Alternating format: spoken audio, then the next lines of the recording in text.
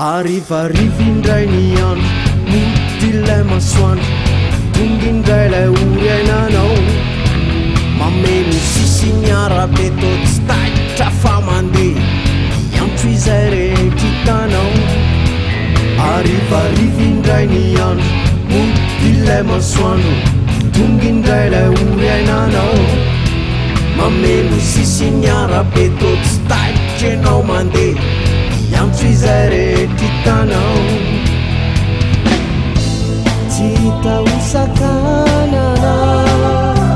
iamaro isanalina mijery zay ho namana hitadiavana fananana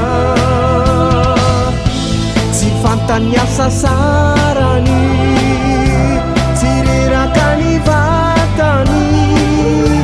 manimbindray ny asiny miravaky ny nofony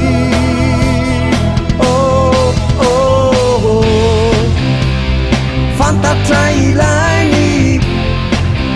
fa mampiasa tenanizy mafiangany fiainany tsy mijery zay ho avinizy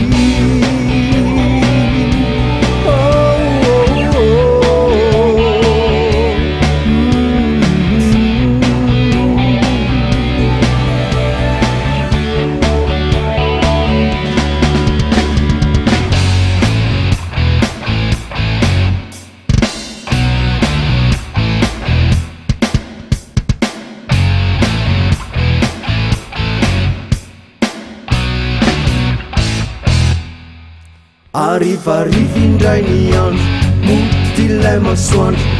tongindray lay oryananao mameno sisi miarabe to tsy taitra fa mandeha iantso izay rekitanao tsy tahosakanana iamaro isanalina mijery zay ho namana hitadiavana fananana tsy fantany asa